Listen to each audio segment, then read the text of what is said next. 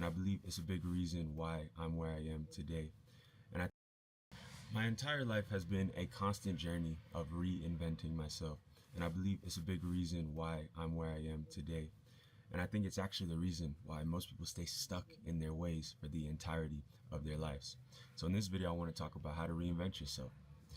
The first thing you need to understand is, what does that even mean? What does it mean to reinvent yourself? From my perspective, I'll explain it. Growing up, we have these incidents that happen to us.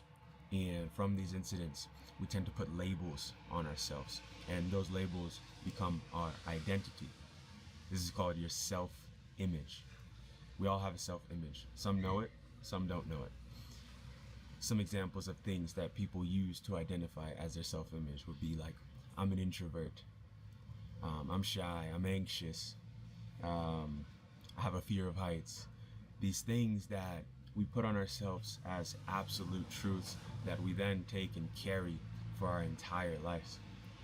The person that's able to reinvent himself is the person who is able to understand those things, understand the self-image traits that he wants to have, and then is able to destroy the original traits. And my whole life has been like this. I used to always think that these things that I said about myself were not changeable. I used to think that's just the way things were. But I read a book many years ago that completely changed my perspective. It's called Psycho-Cybernetics by a man named Maxwell Maltz. Now, I don't have to find his memory, but as my memory serves me, this book was about a plastic surgeon. And he talked about how his patients would come in with a self-image issue, like, I'm depressed, I can't get any women, I can't get a man to love me, all these struggles, all these things that were strictly in their mind. And then he would put them under an extremely simple procedure, like shrinking their nose like this much, like just like this, or removing a little bag from their eyes. And he said these people would then go on to have massive success in their careers, in their dating lives, and in their overall mood. And do you think it's because they look better? No, it's because they change the way that they see themselves. They reinvented themselves. Now, this is not me telling you to go get some plastic surgery. I just use this as an example because when I read this book, it sort of expanded my mind to understand this concept of self-image. The entire book talks about this concept.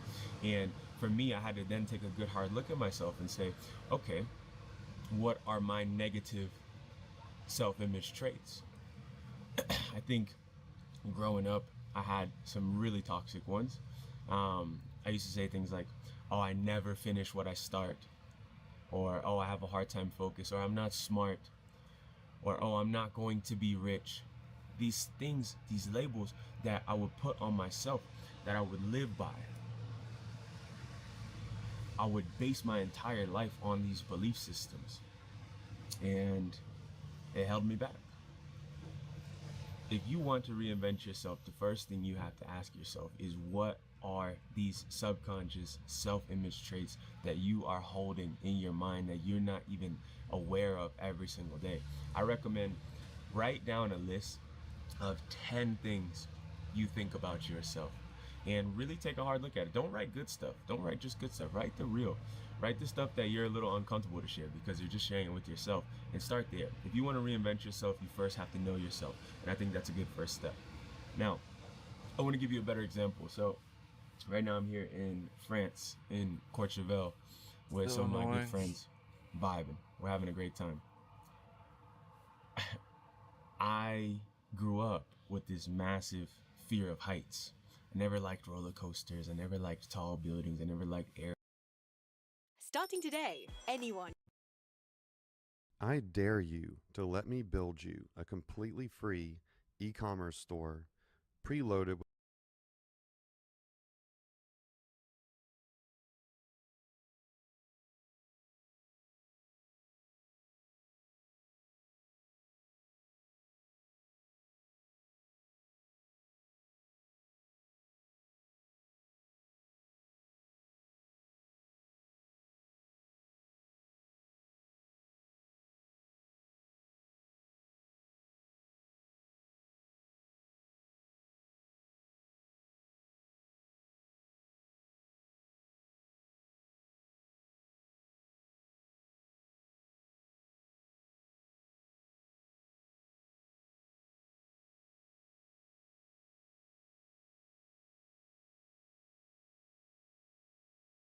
boy Brez back with yet another video. Today's video I'm going to be breaking down exactly how I went from a broke college student to now making over $100,000 per month as a freelance brand scaler, or some of you guys refer to it as an agent.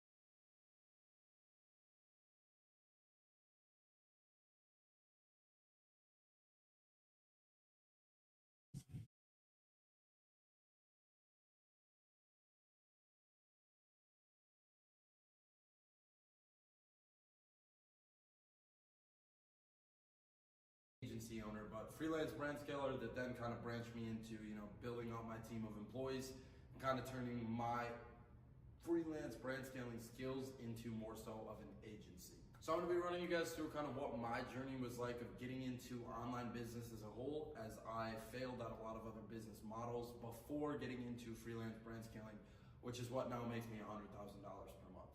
Before I get into a little bit of just my journey in general, I'm going to kind of run you guys through a little bit of what freelance brand scaling is if you guys are completely new to it.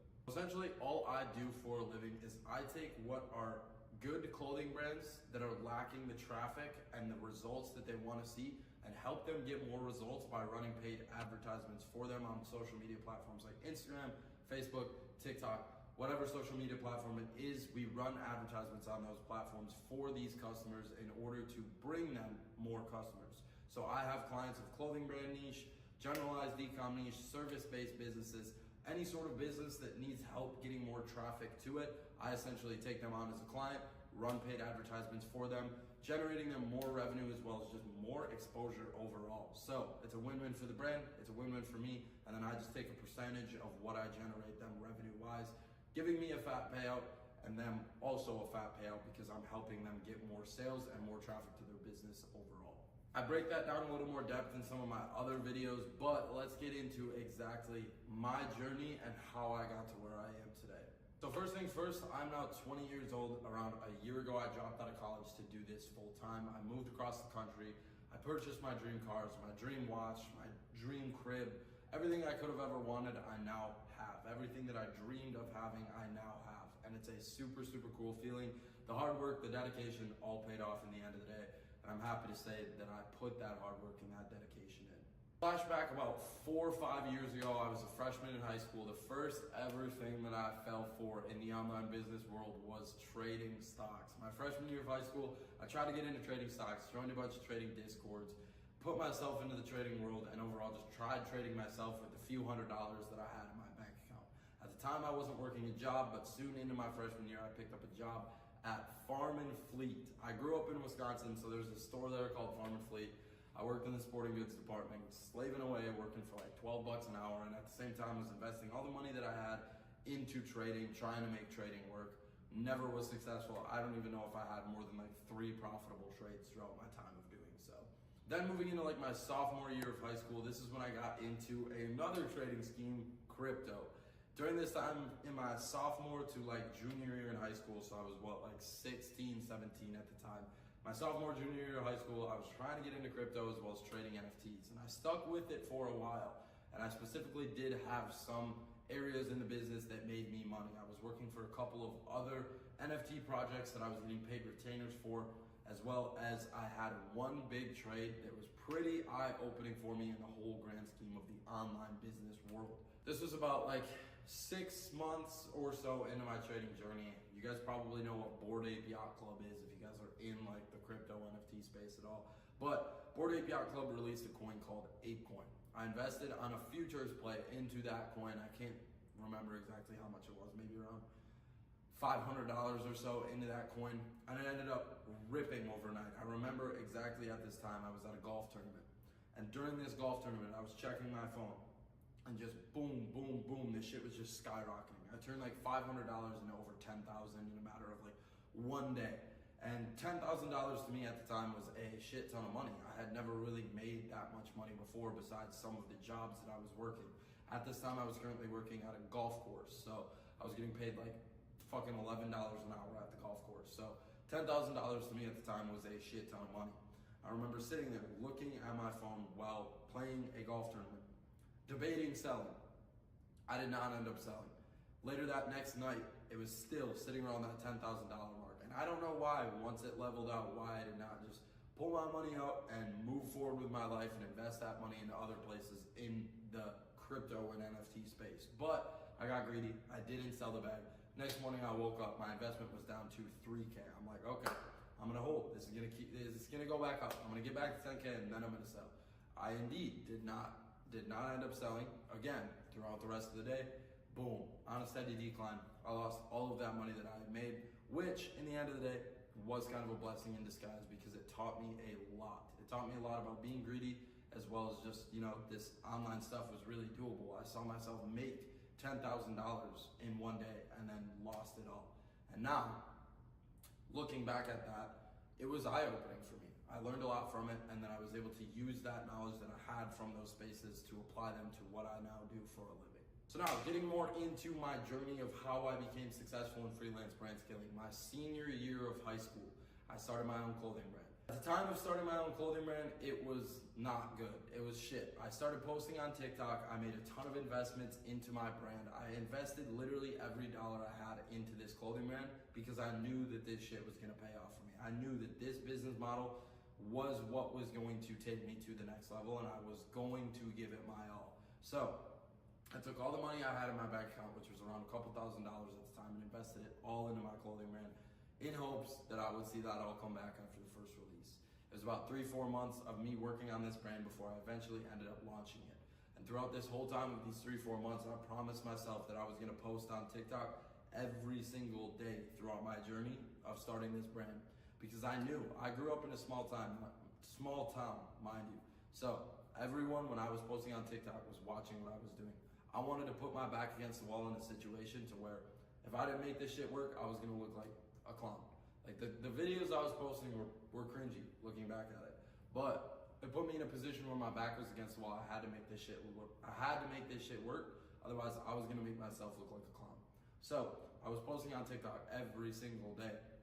And don't get me wrong, there was a lot of people from my hometown as well as family and friends who supported me throughout this journey. Majority of my boys, all my homies back home, supported me throughout it. I appreciate all them as well as my family for supporting me throughout that whole journey. But first drop of my clothing brand did around $2,000 in sales. Nothing crazy at all. But it showed me like, okay, I got some momentum here. It's time to make some new products, improve on what I learned from, and go harder with the second drop. So second drop came around. I designed some good ass products that were really easily sellable, and I started running ads. At this time, I remember I was in Mexico with some of my homies. We were on like a senior graduation trip. So it was around the time that I was graduating high school. We were on a senior graduation trip in Mexico. And I remember daily throughout that trip, I was just hitting 1K days, 1K days, 1K days, while in Mexico, literally just partying, because I was running ads for my own brand. So it was just generating that passive income for me while I was literally on a vacation on the beach with a fucking drink in my hand. Anyways, that drop ended up totaling at around $25,000 in sales, and that was tremendously eye-opening for me. I knew that after seeing that amount of money come in 1 month from the hard work that I put in, that if I continued to put that effort into it, I would continue to get that output from it. So then I went ahead and closed my site. I got all of those orders shipped out, and then came around to my third drop. I again designed some pretty good products, but the drop didn't do as good in itself. At this time, I decided to hire a marketing agency to run my ads for me, thinking that it would be kind of the next stepping stone to leveling up my brand. And don't get me wrong, it was. They were very, very helpful. They ran ads for me that were just, again, bringing in consistent passive income. I wasn't having to do anything while these ads were running. They were taking control of it for me, and I was simply just watching the money come in. But what I realized is that I was paying them $2,000 a month to do this. I was like, wait a second. There's not many other people doing this in the space. There's a couple of marketing agencies out there. If I learn the skill of running ads and then use that skill to network with the other brand owners that I know in the space, I can easily sign so many clients, and this could be a whole nother business that I could start.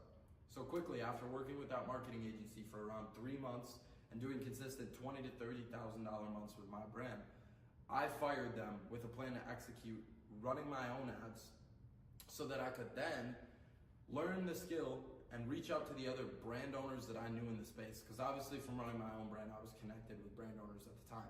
So I fired that marketing agency, ran my own ads for about a month, saw the results that I was able to get. And mind you, this was the best month I had ever had with my brand. It was around like $30,000, $40,000 in sales, something like that, with me running my own ads with very little knowledge. So I reached out to a couple people that I was very close with in the space that also own brands, simply just saying like, yo, bro, this is what I'm doing with my brand right now. Let me do this with your brand too. I want to run ads for you and show you what I'm capable of doing. So I signed my first couple of clients for free, letting them know that like, yo, I want to show you I can get these results, and then from there, you know, I'm going to work out a long-term contract with you to where you will pay me a percentage of the sales that I generate you. And obviously them being a brand owner, hearing you do all this for me and I don't have to do anything and it's free and you're bringing me sales, fuck yeah, let's do it. So I signed my first couple of clients, did the exact same thing with them, gave them almost their best months ever with their brand, if not their best. I remember one of my clients, it was like a huge spike for him as a brand owner as well. Like we took his brand from like here all the way to here, and I still to this day work with this dude. But I was quickly able to prove to them that I was capable of getting numbers for their brand, and I realized there is a gap in the market for people who are doing marketing for brands. I learned the skill of doing marketing for brands. I'm going to put the 2 and 2 together, start posting content about this, I didn't do and build anything. a whole personal brand around the fact that I run ads for Yeah, clothing. can you please turn the heat So off? that is exactly what I went ahead and did. I started posting on my personal page, talking videos where I was showing the results that I was getting, where I was showing what I do. And to this day, if you go back on my TikTok page and scroll down, you can see me sitting in my parents' bedroom, sitting in my room in my parents' house, at my parents' house, literally yapping about the results that I'm getting for clothing brands. It's all posted on my TikTok. So it's cool that I was documenting my whole journey throughout this as well. But you can literally see word for word me just fucking yapping about the results that I'm getting for clothing brands and how I can do it for other brands as well.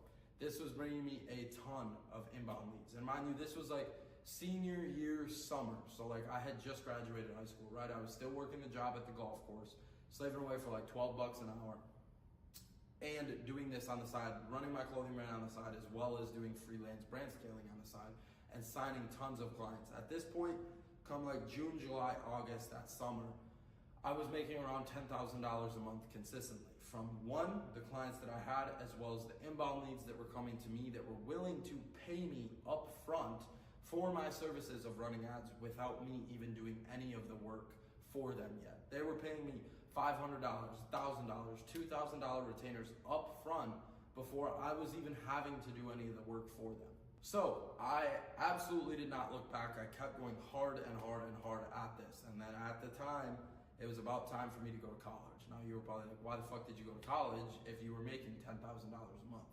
And at the end of the day, that's a good amount of money, but it wasn't at a position to where I was comfortable enough to actually take the steps in doing this full time quite yet. So I went to college at the same time as being in college. And again, you can scroll back on my TikTok page and see me making these same videos in my college house, literally documenting my journey as a college student doing this for brands and posting the results that I was Bro, why wouldn't it let me do what I'm I trying was to again do? consistently making 10 to 15K a month for the 2 months that I was in college. Now, at the time, I was working with a business partner who lived out in New York. He ended up moving to Arizona and told me to move with him. So I went to Arizona. I came and visited, which is where I live now. But I came and visited with the plan to, if I liked it, drop out of school and move to Arizona to do this shit full time. I went to Arizona. I ended up really fucking with it there. And I went back the next day and I dropped out of school. At the time of dropping out of school, it was a little bit of like a very surreal feeling. I remember when I told my parents that I was gonna drop out of school. I grew up about an hour from where I went to college. So I called my parents up. I was like, hey, would you guys mind driving down here and coming and meeting me for dinner? I have something to tell you guys. So of course they came and visited me, and I told them at dinner, I'm gonna drop out of school. I'm gonna move to Arizona full time. And they told me, wow, okay. Well, are you gonna be good financially? Are you really sure that this is the best decision for you? And they were very supportive of my decision. Shout out to my parents. They were very supportive of my decision, but they just wanted to make sure in the end of the day that I wasn't putting myself into a position that I wasn't able to withstand. You know, they wanted to make sure that I was gonna be okay financially and both mentally moving across the country as a 19-year-old kid that hasn't really experienced the real world on his own. But obviously me being me with a big dream in mind, the dream that I've now achieved, I did everything in my power to make this happen. So I told them, I'm gonna be good financially, and they told me like, we are not going to help you financially. I said, I don't expect you to. I wanna make this happen on my own. So I then went back the next day to school. I dropped out. The following week, I packed my shit up from my college house and drove 26 hours across the country to Arizona. Once I arrived in Arizona, it was time to lock the fuck in, and it was time to get to the money. Don't get me wrong, my first couple of months in Arizona, it was definitely hard. I sat in a dark room all day long from sunup till sundown, literally just grinding on my business. I didn't really have friends here. I didn't really know anyone here. I didn't really go outside. I literally just sat in my room and fucking grinded my ass off. And that was what it took to get to where I am today, and that's the reality of it. It's not gonna be easy. It's not gonna be all sunshine and rainbows. Like, it's going to take hard work, and it's going to take time, and you have to accept that if that's what you want to do. So after those first couple of months in Arizona, living in that dark fucking bedroom, I then met who you guys now know, Pierre and Fredo, became very close with them. We moved to this building we live in now, not this exact unit. I lived in a different penthouse before this, but at the time I was making around like $30,000 to $40,000 a month. I moved in with Pierre, and Pierre and I got very close, as well as then Fredo, who I got very close with, and the rest of the homies that I live with now. Shout out to y'all. But this unit, this grand penthouse now became available, and this was around the time of May. We moved up here, and throughout all this process, mind you, I'm just continuing to scale my agency as a freelance brand scaler. So I start hiring more employees. I start getting people to do more stuff for me, and obviously paying them. That is what the fucking employee is. But I keep expanding out my team and my network at the same time as growing my personal brand through a platform like this. Right now, you guys are watching this on YouTube, as well as TikTok has always kind of been my main thing. But I'm growing my personal brand at the same time as expanding out my agency horizontally by hiring more employees, implementing more systems, and overall just taking it to scale. Now, come around like May time is when we moved into this grand penthouse, and that's when things really started to skyrocket. My content got a whole lot better, which was driving my business even more, as well as just my networking got much, much better, and the connections I was making in the space, as well as just overall the clients that I was signing were just absolutely taking me to the next level. Now, here I am. It's what, fucking October 6th? It's now October 6th. I've managed to accomplish everything that I ever could have dreamed accomplishing, from buying a Lamborghini to buying all of my dream cars, a Corvette, a Lamborghini, a fucking BMW M3 competition, to living in my dream Oh my house. god, It's dude. 8,000 Like, square feet, to literally being able to do whatever how I does that want, bitch not whenever I have want. fucking And it's knees just very or cool elbows? to You see, can't, how can you looking not back do a on it front elbow? 3 years ago, when I was sitting in my Shit bedroom, makes literally no just sense. watching other people live this lifestyle I live now, and only dreaming of achieving it. But Can't at do the a end of the front day, all it elbow. took was a few months to years of hard work, dedication, and just overall perseverance to get to where I now am. And I couldn't be any more grateful for where I am now. So yeah, boys, I mean, that's a little bit of my story and kind of what my journey from a broke college kid or broke high schooler, whatever you want to consider it, all the way up to now as a 20-year-old entrepreneur making over $100,000 a month and achieving my dream life. But if you guys are interested in more of what I do, I'm gonna go ahead and be generous here and leave a completely free training guide down below in the description. Let me show you how to block this ad. First, you're gonna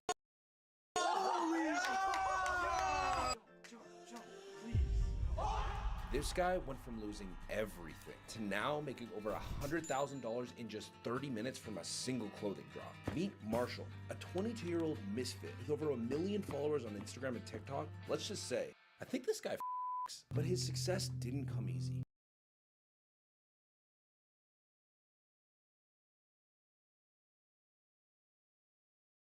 13 months ago, at 19 years old, I closed my first ever wholesale deal that gave me $28,000 in profit straight to my pocket. And the thing is, I want to walk you guys through that process and how I got my first ever deal, what failures I had to go through, everything that went into me getting my first ever deal and having my first big break in wholesaling, so you guys can kind of take that for yourself and use that information however you will to close your first ever deal or just scale your business in general. So when I was 19 years old, I saw wholesaling online. I saw it on TikTok. There was multiple guys doing it, saying like, oh, make your first $20,000 this fast, this easy, how to go from 0 to 20,000. And at a point, it's true. You can go from 0 to a certain amount of money through wholesaling, but it's very difficult, and it takes a lot of effort, a lot of time, and it takes, honestly, some luck.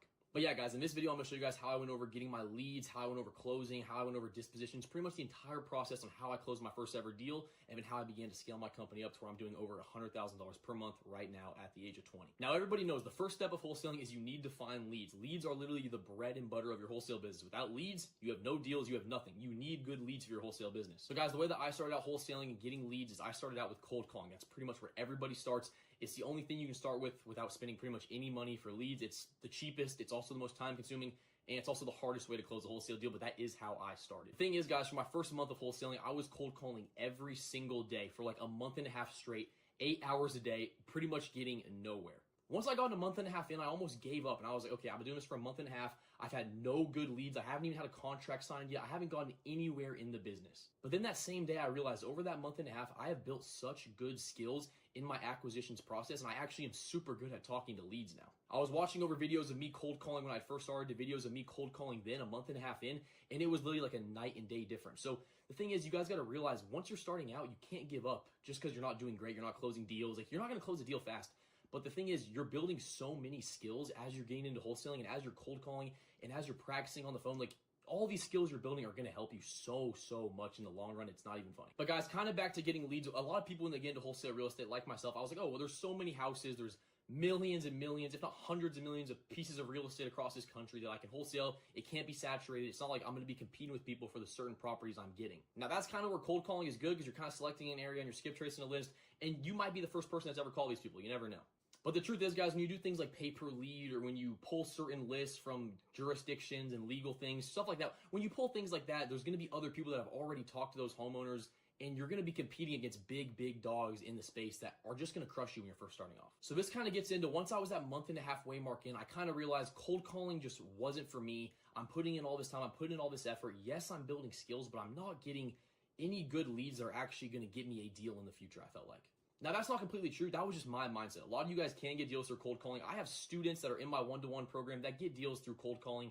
It wasn't my way that I personally wanted to get into the business. So once I was a month and a half in through wholesale real estate, I began getting into something called PPC. PPC, it stands for pay per click. It's pretty much where you're running ads on Facebook and motivated home sellers are clicking on these ads. They're filling out your form. They're telling you how much they want to sell their home for, why they want to sell it. And they're pretty much just giving you a good lead straight into your inbox. But obviously, guys, PPC, not everyone can do because it gets a little bit costly. I had some money saved up, and that's how I started out with it. I'm pretty sure I was paying a $1,000 a month retainer, and then I was spending $2,000 per month on ads, and my average lead cost was about, I think, $15 to $20 per lead. Now I have it down to about $10 per lead on average, but that was how I started out. But yeah, guys, from that month and a half point in all the way up until about three and a half months in, I was going all in on PPC. I had spent about $5,000. It was literally all the money I had saved up. I dumped it all into PPC. And at the end of that $5,000 I had saved up, I finally had closed my first deal. But guys, that was one of the scariest parts about it. Let me show you how to block this ad. First, I dare you to let me build you a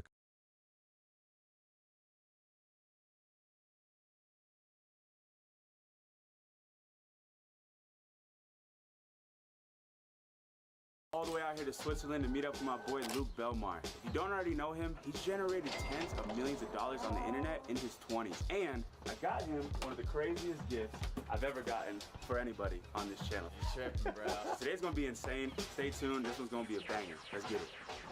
My boy Luke, it's good to see you. Jordan, welcome to Switzerland, brother.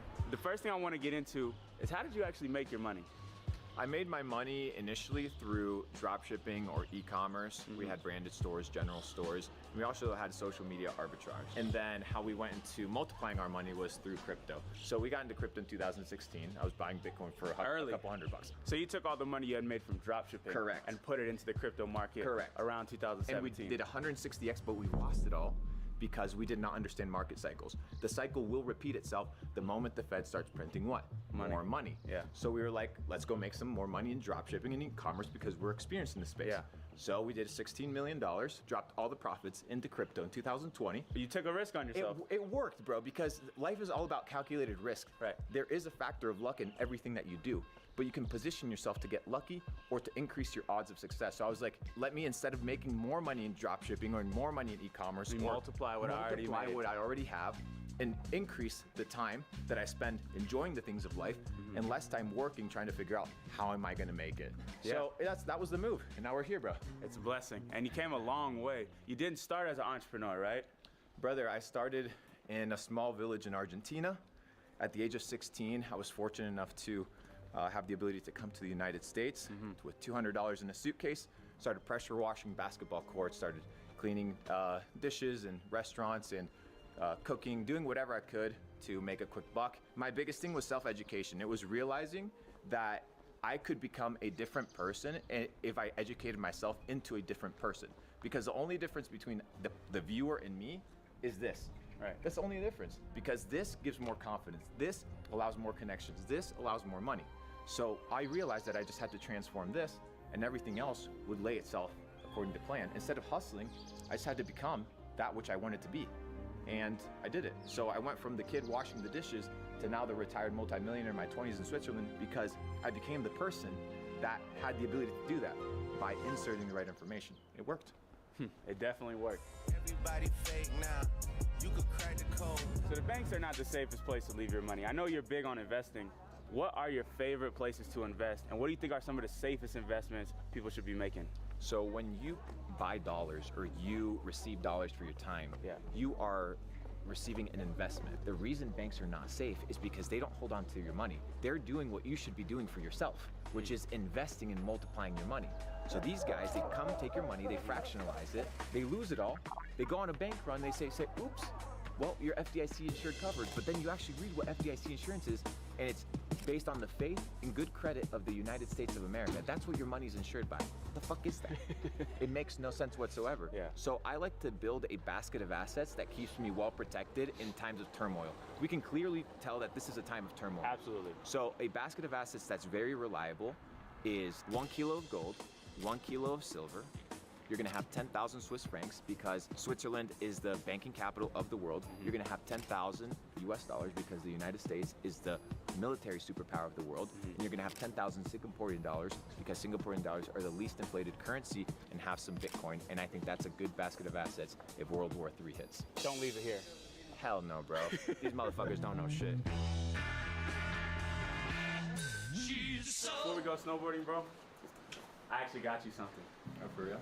Hey, you've been a good friend to me over the last couple of years, bro. You actually changed my life in many different ways, so it's only right that I repay the favor. I appreciate it, bro. Hey, so check this out. All right, let's do it. All the way in the back? Nah, bro. My boy got me a board, bro. It's not just any board. This It's not just any board, my friend. bro. I want you to open this up. Is this what I... You deserve it, bro. For real. And I wrapped the whole thing with your logo. Nah, bro, you tripping, bro. You're a fucking animal, bro. When you know, you know. When you understand, you understand. There are things in this world that cannot be explained with words. They can only be explained with a visual representation of greatness. Capital Club. You're the only one in the world with that board, bro. Nah, I want to shred, Come on, man. let's do it, bro. Let's run it, bro. Get it. Everybody's leaving the slopes, and we are on our way to the slopes. Say a prayer for this one. Damn, bro, this shit's fucking right up. So we've both done pretty well for ourselves in our 20s. Why do you think we've been able to reach this level while many other people are struggling to see any success in their life? Well, it's very much like the gondola, right? You have to climb the top of the mountain to achieve success, but people think that they have to Grind their way to the top, that they have to put on a pair of hiking boots and go trail a trail that's never been walked before because there's an ego attached to doing something difficult. Or you can just figure out what other people have engineered beforehand to achieve the top of the mountain. Just ride the gondola to the top. That's how we do it. Find glitches in the system, hacks, ways that money can be made, and you utilize those vehicles. I mean, making money online to me is the greatest glitch right now, so Yeah. It's the gondola of money. So when it comes to making money online, what is the gondola? What do you think is the best route for people to take if they're just getting started and want to make some money on the internet? TikTok UGC, running an e-commerce store, something branded, getting your foot in the game, understanding how to brand a product, how to market make viral it, content. how to make viral content, how to make consistent content, how to manage supply chain, how to manage product, how to manage fulfillment, how to manage customer expectations and customer service. And you learn all these interchangeable skills that then can be translated into building bigger businesses. Right. But it's a really good business to start money up front. So my objective is to find those glitches, and I hope people find them too. Yeah. Look around real quick. I can't see anything, bro. If you're new to the channel, make sure to hit that subscribe button. I'm meeting the most interested people in the world and having a pretty good time doing it. And hit that like, motherfuckers.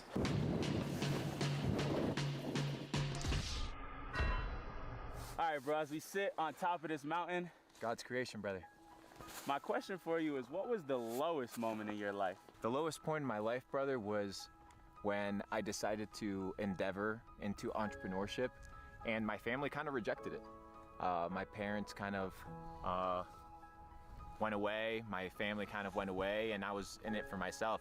You know, they said, go get a job, do the 9 to 5, do the traditional stuff, and if you don't do that, it felt kind of like they isolated me alone. It was about 1.5 years, but I realized that it was the necessary thing in order to get to the next level. And I know a ton of people go through it, bro, the having your family hold you back. It was a low point, but now they know the truth. They realize that I was right, and we're moving forward. How did you push past that? Proving them not with my words, but with my actions. You need to teach people by example. To somebody at their lowest moment right now watching this video, what do you say to them? There's only one way, one direction. If you're at the bottom, there's only one way, but you gotta look up. And when you look up, there's somebody there waiting for you. His name is G.O.D. And he's there with a hand, reaching out, waiting for you to take control of your life. Because I learned one very important lesson. Your relationship with God is like that of a captain and a crew member. One rows, the other one steers. But it's very interesting because many times in our life, we want to get confident and cocky and arrogant. And God says, I steer, but I do not row. We need to put in the work, and God will guide. And that's the greatest lesson I've learned. That's amazing, brother. You know, that piece of wisdom right there might change somebody's life. Somebody at home watching that right now, they might God's just... in control, bro. You just got to put in the hours. You just got to clock in. Got to do you. And he loves all of us. Absolutely. No matter what stage you're at. And he will forgive you for the mistakes that you made in your life. 100%, bro. We're all prodigal children. we're all at his mercy, but he gives us this matrix to really level up and get to know him, his beauty. And what else is there, bro?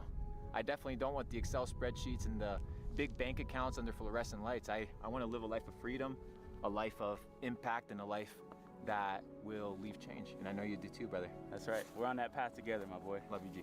Love you too, bro. You always talk about aspiring to become a billionaire. What is your plan to achieve that?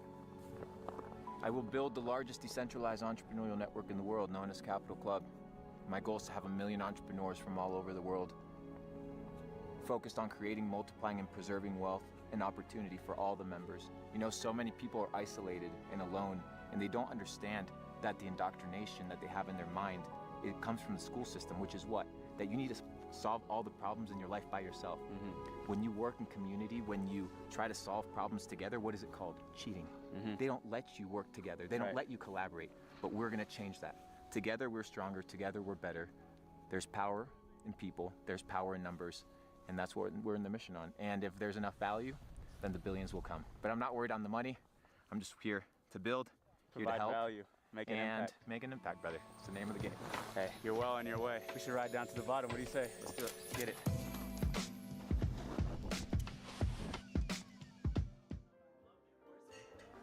My brother, it's been a pleasure today, man. Good week, huh?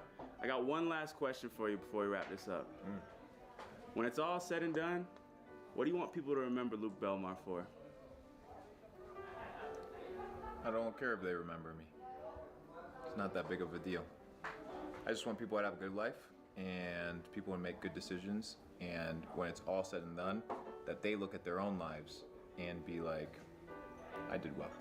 You helping a lot of people on that journey, brother. You helping me as well, so I appreciate you. Appreciate you, bro. You need to understand, ladies and gentlemen, that there are very few people that move the way that Jordan moves and that do what Jordan is doing. So hit that subscribe button, make sure you like, drop a comment below, leave some motivation for this man. This man is actually putting in work. And remember, pursue your fullest potential. You got this. See you guys in the next one. Peace. Driving Benzes with no benefits. Not bad, huh? For some immigrants.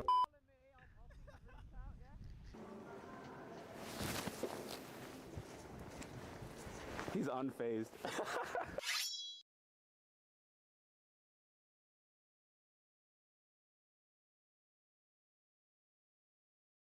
At 24 years old, I became a millionaire. And over these last few years, I learned a lot.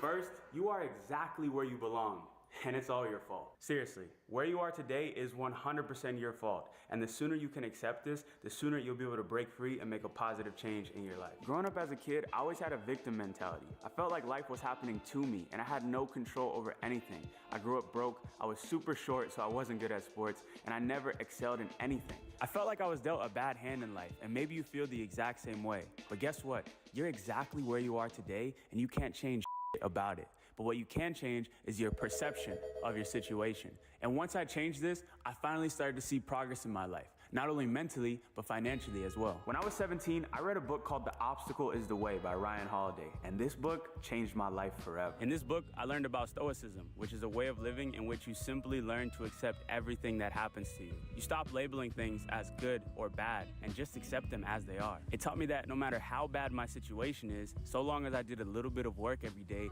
I could get out of it. And from understanding this, I started to feel like I had control over my life, control over my thoughts, and I realized I could design the life that I want. This is the first lesson I wish someone taught me as a kid, because I spent way too many years just drifting through life, feeling like everything was out of my control. This is a lie. Shit. And the first step to breaking out of this flawed state of mind is simply taking accountability for where you're at today. Realizing that you're exactly where you belong, and no matter how bad it is, you can get out. The position you're in today is simply the sum total of all the actions you've taken over the course of your life, and to become successful, the same is true. It's just gonna take twice as long as you think. I just just wish someone would have told me this 10 years ago when I first started my journey, so I wouldn't have been so hard on myself and actually enjoyed the process a little bit more. Like, I genuinely used to get so upset when I would see all these young, successful kids because I wasn't a teenage millionaire just like them. And I think nowadays, this is becoming more of an issue than ever before, and it's a real problem. Let's talk about some of my favorite successful entrepreneurs and when they got rich. This is one of my favorite actors of all time, Samuel L. Jackson. And he didn't become a millionaire until he was 43 years old. Bro was acting in Hollywood for 20 years with no success until one day he finally hit big with a movie called Jungle Fever, and this movie brought him in over $40 million. Y'all ever heard of Walmart? Well, this dude right here created Walmart in his late 40s after literally bagging groceries for 25 years, stacking up a little bit of change and putting together this little grocery store that we all know and love. And now his family is literally the richest family in America with $267 billion, bro. And lastly, I want to talk about Sean John Combs, also known as P. Diddy or Diddy or Love. Chill. What you mean, bro? The point is, you can't sit here and stress about how long it's gonna take. Patience is a skill that has been lost in this instant gratification social media era. And in my opinion, it is the single most important skill when it comes to becoming successful. You might think hard work is actually the most important skill, but in reality, hard work doesn't really matter. Some of the hardest working people in the world are the most underpaid. Think about construction workers who literally go out in the hot sun every single day to build this beautiful world we live in. They're making on average $33,000 a year. Or firefighters who risk their lives every single day just to bring in around $40,000 a year. And then there's me. Last month, I made over $1 million. It was my biggest month in all the 10 years that I've been doing business. And I kid you not, I worked 1, maybe 2 hours a day. Now, does that mean that you should only work 1 hour a day? Hell no. What it means is that you need to choose the right vehicle to work on. Last month, I made over $1 million from this YouTube channel, my investment portfolio, and from selling my software company, Viral Vault. This is a company that I spent 5,000 to 10,000 hours building over the last 6 years, and I even grew it to the point where it was passively making over $200,000 a month and sold it for a multi-million-dollar bag. That is the power in choosing the right vehicle. You need to pick something that you genuinely like and can see yourself doing for years. You need to pick something with a high ceiling that can scale really far. And most importantly, you need to pick something that you see is working for other people right now. Because you don't have to be a pioneer. I know hundreds of millionaires, all from different parts of the world, all from different backgrounds. Yet, I don't know a single one who got rich from doing something brand new. For every single Mark Zuckerberg that got rich pioneering a new industry, there gotta be at least 100,000 millionaires who made it by walking a path that had already been laid before them, like this guy. And as a beginner, you need to realize everything's 1,000 times easier if you just do this. Thanks, man. Appreciate it. Who do you think you are? When I was young, I tried starting all these crazy innovative business ideas, like hosting a music festival, building an iPhone app, or starting my own clothing brand. But what made me my first million was starting an online store selling other people's products that were already going viral. And it only took me 1 year after starting this business to make my first $1 million in sales. There's literally thousands of different things to choose from, so don't overthink it too much. Just pick something that is proven to work for other people right now. If you want to become a billionaire, maybe it's different. But if you want to make your first M, just do this. But if you're watching this video and you have $0 or next to no savings, don't start a business. All through high school, I made a promise to myself to never work a job. So I did pretty much every side hustle you could think of just to scrape by and make a little bit of money. And in the end, I graduated with less money than all my friends who actually went out and got jobs. I wish someone told me 10 years ago that it's okay to get a job even though I wanted to become a successful entrepreneur. It would have put some much needed money in my pocket, gave me a better work ethic, and if I chose the right job, I know for a fact it would have gotten me closer to my goal of becoming a successful business owner. Welcome, what your views and your mother have today? Hi, can I please get a Happy Meal and 1 McFlurry, please? Nowadays, I see too many kids that are scared to go and get a job because they want to become an entrepreneur or a content creator. But in my opinion, it's stupid because you can do both. You can work a part-time job during the day to stack up some money, and in your free time, do a side hustle so you can build up a skill that you can get paid for. Skills pay the bills, and the only way you can build a successful business is if you have some startup capital and a set of valuable skills. So I think you should stop focusing so much on making money and focus on developing valuable skills in your free time, because you get paid in proportion to the value that you provide to the world. It's actually impossible to make money. You can only earn money. And the only way to do that is by actually providing value to the world. It's simple. If you can find a problem in the world and get good enough to solve it, you'll get paid. I've made millions of dollars by creating a product that helped people fall asleep faster, helping hundreds of thousands of people start their first online business, and entertaining millions of people here on YouTube. It's not like I'm ending world hunger or anything, but in some way, I'm trying to make the world a better place, and that's the only way you can get money. Unless, of course, you steal it. And when you start to look at the world this way, you begin to see opportunities everywhere. Your neighbors have dusty or dirty cars? Well, you can make $100 a day helping them clean them. Is your local pizza shop struggling? Well, you can make $1,000 a month if you help them run ads. Humans are polluting the world at an unstoppable rate that will eventually end up in a calamitous situation that will result in the permanent downfall of humanity as we know it. Well, you'll probably become a billionaire if you can figure out how to solve that. Anyways, there are problems everywhere, and if you can solve them, you'll get paid. That's why knowledge and skills are the ultimate power. Last year, I had a conversation with one of the richest men in the world. He's literally number 40 on the Forbes list. And I asked him about where he thinks the world is heading. He said, well, I mean, there'll be crashes, and there'll be a final crash from which there is no return. Comforting, right? Well, in that moment, I started panicking, and I asked him what any sensible person would. What can I do to prepare myself? And he said, the only thing they can never take away from you is what you have learned. And in that moment, I realized that nothing in this world is truly ours, except for our knowledge and our unique skills that we have to offer the world. And that's why still to this day, that's all I focus on. I try to learn something new every day by reading and sharpen my skills in the things that I love to do the most, like making videos, working on my business, producing music, and kickboxing. Look, no matter what stage you're at, this should be your focus. Get better every day at a skill that provides value to the world, and make sure you're constantly pursuing knowledge through self-education. Just whatever you do, make sure you choose a path that's actually true to you.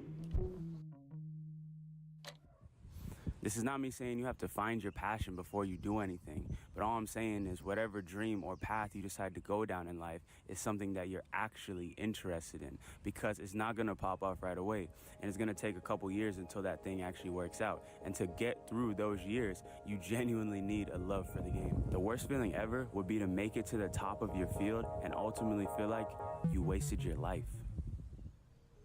You know, I feel this way sometimes. Even though I love being an entrepreneur, I grew up obsessed with the arts. I used to enjoy making short films. I used to play instruments for a long time and produce my own music. And somehow I ended up becoming this business guy here on YouTube. But it's not too late. In fact, I still make music every day, and hopefully one day I'll be able to break through that arena as well. It's okay to get lost along the way and even take a few wrong turns. All that really matters is that you know where you're trying to go and never lose sight of that, no matter how far away it seems. And most importantly, you're able to find enjoyment in the process. I just wish I appreciated some of the hard times more when I was going through them. And I know it's the easiest thing in the world for me to say this now in the position I'm in today, but genuinely, looking back at those 4 a.m. late night sessions working on my dusty old computer in the laundry room at my mom's house was some of the highest level of motivation and discipline I ever had in my life. I'm still chasing that feeling to this day. No matter what stage of the journey you're in, you have to be able to appreciate it. And I feel like that comes from understanding that money won't fix the way you feel. Sure, it might temporarily make you feel better, but the feeling is fleeting, I promise you. To fix the way you feel, you have to learn to appreciate the basic goodness of life. You have to learn to appreciate the simple, mundane things that you're taking for granted every single day. This is why you could have a billionaire that is depressed with a broken family that hates him, and a lower middle class family that's happy and builds a happy home. One is searching for external fulfillment, and the other is simply accepting life in the way that it is. And it's funny because my brain is in a constant push-pull between both of these dynamics. I want more and I want to be successful, but I also am just trying to enjoy life for what it is and stop chasing all these external things that in the end don't really matter, because no matter how much of them I get, I never feel any better. The only time I genuinely feel good nowadays is after a conversation with an old friend, a walk through my neighborhood, a good workout, or there's these new birds in my neighborhood. They're like macaws. I don't know how they ended up there. They escaped from some local zoo, and every day at 7 p.m. I see these birds flying outside of my house, and the feeling that I get from seeing those birds is somehow better than the feeling I got when I sold my company for millions of dollars. I don't know, it doesn't make any sense. That's the point I'm trying to make here. The best things in life are free, so don't ignore that in pursuit of your goals. And lastly, stop taking advice.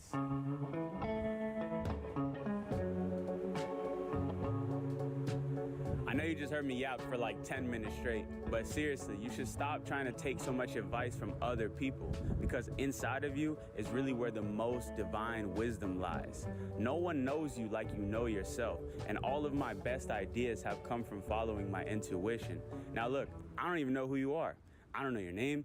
I don't know where you're watching this video from, but I do know you're a part of the winner circle, and if you're not, make sure to hit that subscribe button. But only you know what you want out of life, and that comes from connecting with your intuition. Therefore, you need to cultivate it and protect it at all costs. We all have God within us, and I believe if we serve him every day by taking care of ourselves and doing the right things, he will guide us to reaching our highest purpose in this lifetime. And these are the things that I wish someone taught me when I was first starting in my journey. Or maybe they've been inside of me all along. This ain't cheddar, this quiche.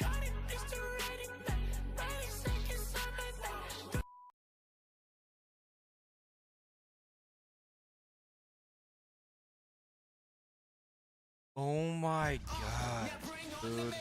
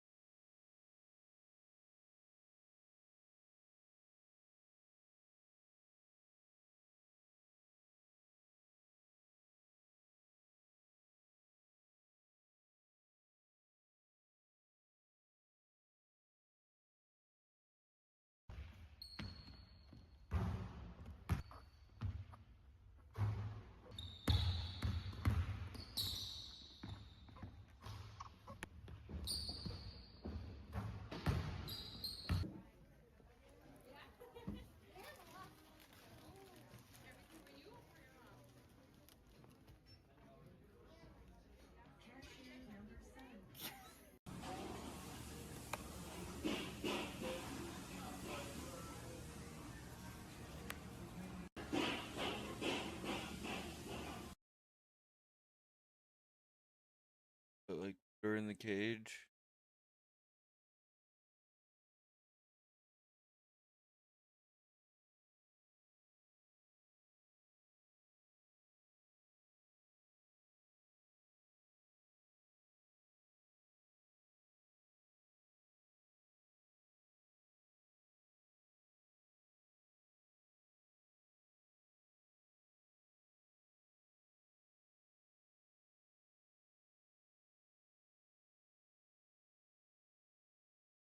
Coco! Cage! Cage!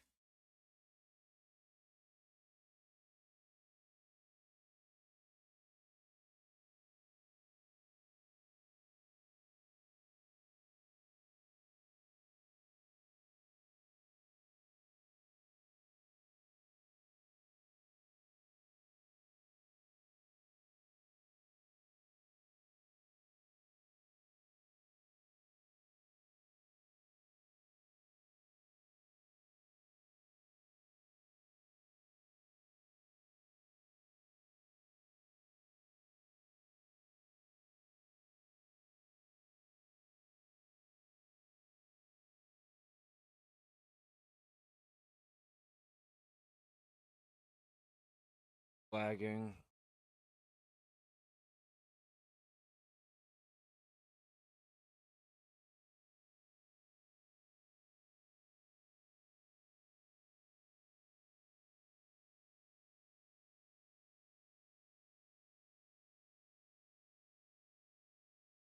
Starting today, anyone.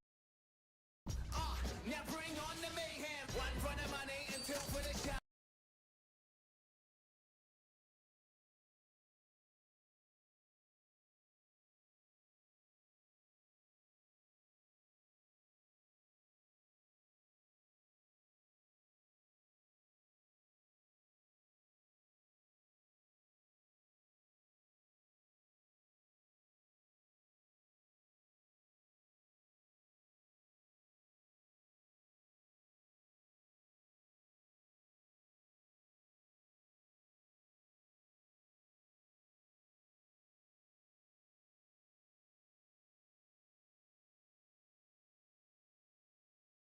That has everything he wants. You know, I have the apartment I want, I have the car I want, I'm able to take care of my family. And with this stuff that I'm about to show you in this video, you'll be able to do the same as long as you actually do it. You know, one thing is watching video after video after video, not doing anything about it. And one thing is taking a source of information, putting it to work and seeing if it works for yourself, right? I'm not saying 100% of everybody that's gonna watch this video is gonna see success, but the majority, if you do it word for word, you will see the result. It might not be 10K, it might be 5K, it might be 7K, it might be 20K, it might be more. But the reality is money like this is very achievable no matter how old you are, no matter how tech savvy you are, but as long as you're willing to put in the consistent efforts, this will be in your bank account in the next month to month and a half, as long as you do what I tell you to do.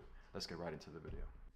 This is who I used to be. I used to be a stupid teenager selling weed, doing all sorts of bad stuff. I was born in Dallas. With my first deal, I went about a Charger, so that kind of explains who I was at the time. But people changed, and I knew with this bank account that I have, which this is just a screenshot, but you can just assume that that was mine, I was fucking broke.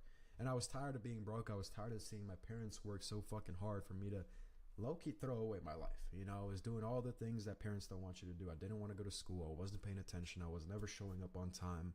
I wasn't having a dedicated path that I was following to be successful. I was saying I wanted to be successful. I was saying I wanted to do all these things and have all these things, but my actions weren't aligned with it. And there just came a point where I just decided, hey, I'm tired of everything that I'm doing and the results that I'm having, and I need to make a change, and I'm going to do it now. And obviously, following up 6 years later, this is kind of what my life looks like in a snapshot. You know, I have a McLaren now at the age of 20 years old, which is still sometimes surreal to me that this is my daily driver. I have the apartment that I want. I have all the luxuries. I have the network of friends, which in this picture, this is in Miami. We both look like fucking Cuban drug dealers that just hit the meanest lick. But no, we started to travel now, all because of my friends, my network of friends. We all push each other to be more successful. We all motivate each other, and that's just honestly what I wanted when I was first starting off. I wanted the car, I wanted all the amenities, I wanted the luxuries.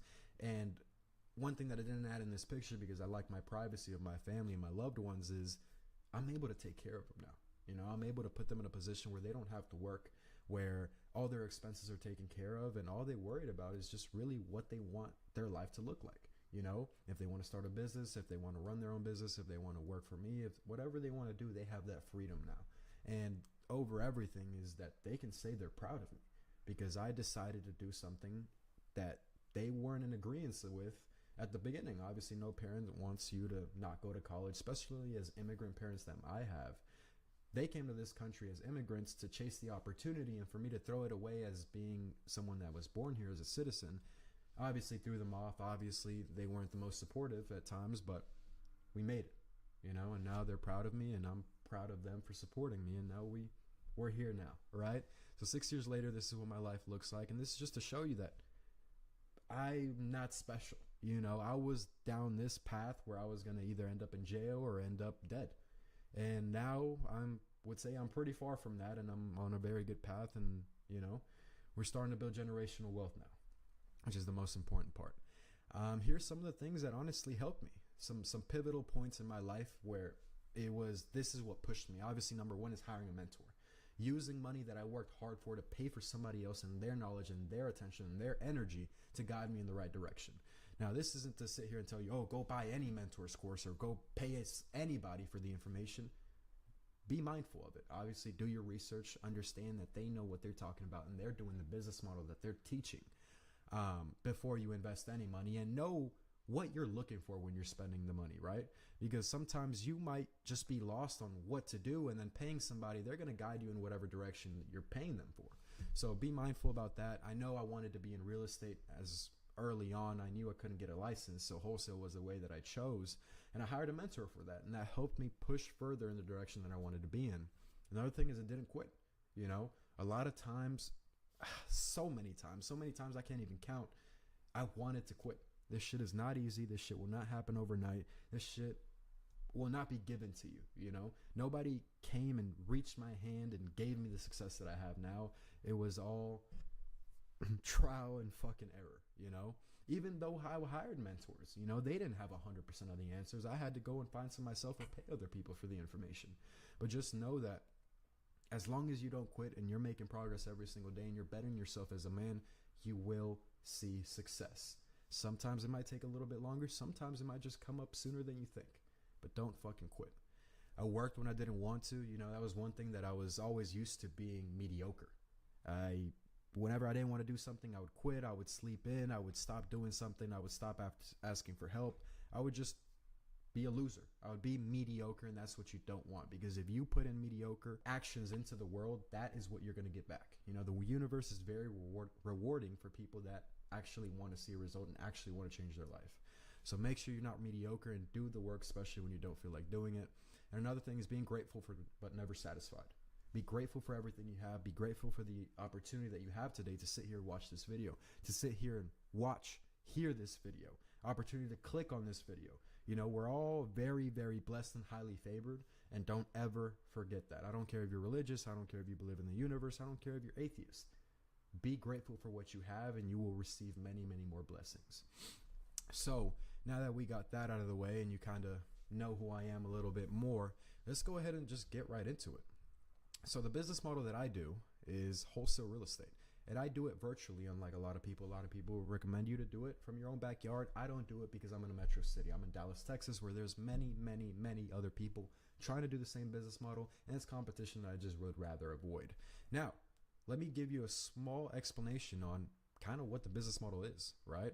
We are providing value to a homeowner, aka the seller with the nice eyelashes, and providing value to the investor, this happy guy with the wad of cash. Has a property that they're willing to let go for $100,000. This is the condition of the property. Obviously, it's not in condition for it to go on the market and have a nice, happy family, working class family, go live in there, right? It's all fucked up. So that means we need an investor to come buy the property, fix it up, and then now a family can live in it. But somebody has to mediate that transaction, and that's us, the wholesaler, right? So the seller's willing to sell this property for $100,000. The investor's willing to pay $120,000. I go ahead and connect the seller to the investor and make my $20,000 cut. Number one, let's go into the market. Obviously, I want you to be in a good market. The better the market, the easier it is for you to get deals. As you can see, this is a map of the United States. I want you to be in one of these blue markets. Why? Because it's easier. Somebody in a red, yellow is a higher price point of a property. Somebody that owns a property over $500,000 is not going to put themselves in a position where they need to sell their property, right? Somebody that has a property in a valuation of $100,000, $200,000 is more likely to fall into financial issues or be in a situation where they are motivated to sell. Right down here are the markets that I'm going to I'm going to tell you to avoid. Illinois, Oklahoma, Nebraska, Kansas, Michigan, South Carolina, Arizona, California. Now, can you close deals in these markets? Yes, you can. Is there heavier regulation? Yes. Is there more competition? Yes. Is it harder for you to get a deal as a beginner or as a veteran wholesaler? Yes. That's why I'm telling you to avoid these. Please listen to my advice. Now that we know what market we're going to go into, I want you to start with data. Data is the actual addresses, the actual ownership information. Here is where we're going to get it from. So data, I like to use PropStream. It's worked for years. If it ain't broke, don't fix it until I come out with my own software that's better. But in the meantime, PropStream works. ListSource is also a good software that I would recommend. It is good data. Now, for your first list that I want you to pull, I want you to have these filters in mind. High equity, individual mixed trust ownership, non-owner occupied, 5 years of ownership at least, 1950 to 2005 build of the property, 1 bed, 1 bath, non-HOA and non-MLS, aka it's not listed on the market with a real estate agent or for sale by owner. So for marketing, I will do cold calling. That is the cheapest way to get deals under contract. It has worked for years and it will never stop working. Trust me on that. For marketing, we will be doing cold calling. We'll be using a dialer to call multiple people at once. So I don't want you sitting there with your phone,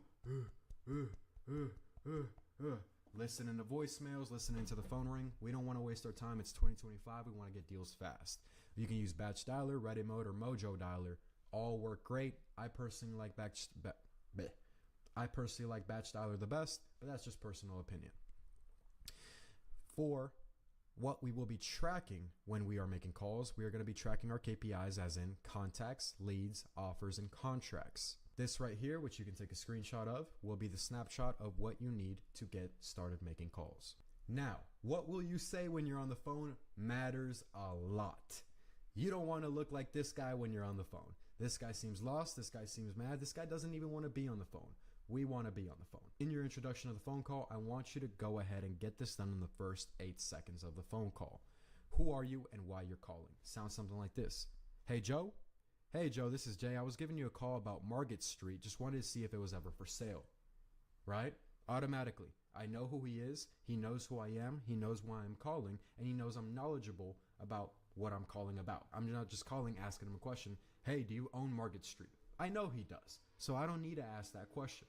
Once you get the intro out of the way, the call will go 2 ways. Either they will say no or they will say yes. When they say no, I want you to go ahead and ask for a referral and stay credible. Say something like this. Hey, Joe, no worries. The reason I'm calling is because I want to buy more properties in the area in the coming month. Would you know anybody else that's interested in selling their property?